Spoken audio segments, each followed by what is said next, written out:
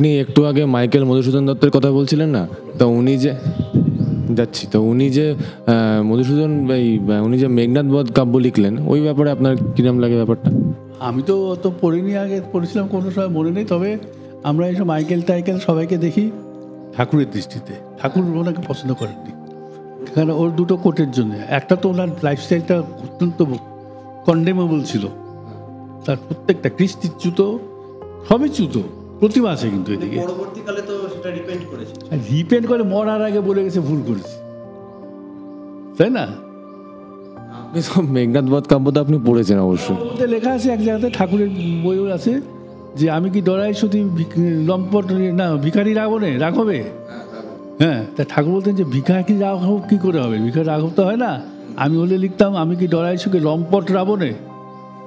ঠাকুরই কথা বলছেন, মানে বড়কে বড়, মানে যে বড় হয়ে আছে এবং তার সমস্ত কৃষ্টিটা তার যার ইমেজের উপরে দাঁড়িয়ে আছে আমাদের দেশে, তাকে পট করে নিজের প্রতিবাদ জোরে ভিখারির বানিয়ে দিল আর কি, তাই না?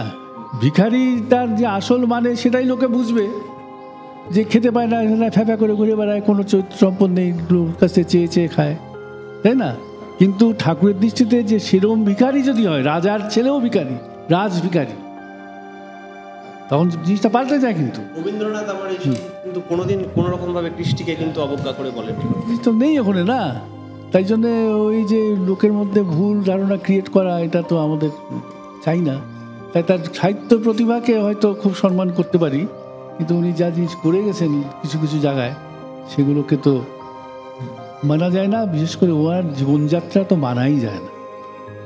উনি লিখলেন ভিখারি রাঘবে, কিন্তু নিজেই তো ভিখারি হয়ে ঈশ্বরচন্দ্র বিদ্যাসাগরকে চিঠি লিখে লিখে টাকা চেয়েছে, কোনো রকমে জীবন নির্বাহ করতেন। বেশিরভাগটা মদ খেয়েই শেষ করে ফেলতেন, তারপরে কোনো রকমে। হ্যাঁ হ্যাঁ, তবে নির্ভর করতে মানে ওনার টাকায় মদ খেতে। হ্যাঁ, এবার কি, ওনার শুধু মদই খেতেন না, কিছু চাল ডালও খেতেন হয়তো, কিন্তু মদ খেয়ে অর্ধেক শেষ করতেন। এখনকার দিনে মাতালরা যেমন হয় তেমন।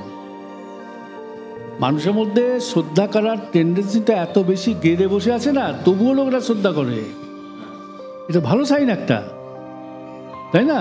কিন্তু তার অ্যাডভান্টেজ যদি সে পাবলিক নেয়, মানুষের মধ্যে বলতে কি কতটুকু শ্রদ্ধা, কখন থেকে শ্রদ্ধা বন্ধ, এটা আর বোঝে না, তাই না? যেমন আমি এখনকার পরিবেশ, ঠাকুরের বংশধররা, ঠাকুর বলেছেন ঠাকুর পরিবার, শ্রদ্ধেয়, কোনো সন্দেহ নেই।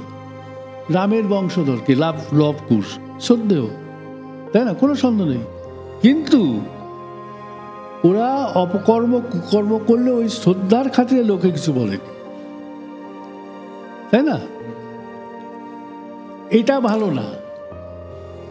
যার জন্য ওরা শ্রদ্ধেয়, তার বিপরীত যদি কিছু করে, তাকে তো বলতে হবে যে এটা করা উচিত না, ওরা এরকম কেন করছে। আমরা ওই কথাগুলোকে সাপোর্ট করি না, ওদের আমরা মানি কিন্তু অনুসরণ করতে পারি না এইসব ব্যাপারে, এটা বলতে হবে। এটা বলে না, আনএডুকেটেড পাবলিক। ওই জন্য আনএডুকেটেড নাকি সেই চরিত্রের ব্যাপার, কোনটা? মানে চরিত্রটা এডুকেশনের অভাবে ফুটে ওঠেনি, উপযুক্ত টিচার পায়নি, গুরু পায়নি জীবনে। গুরু পেলেও গুরু পরবর্তী যার থাকবে তেমন লোক পায়নি, উত্তর সাধক যদি বলা যায়, সেরকম পায়নি।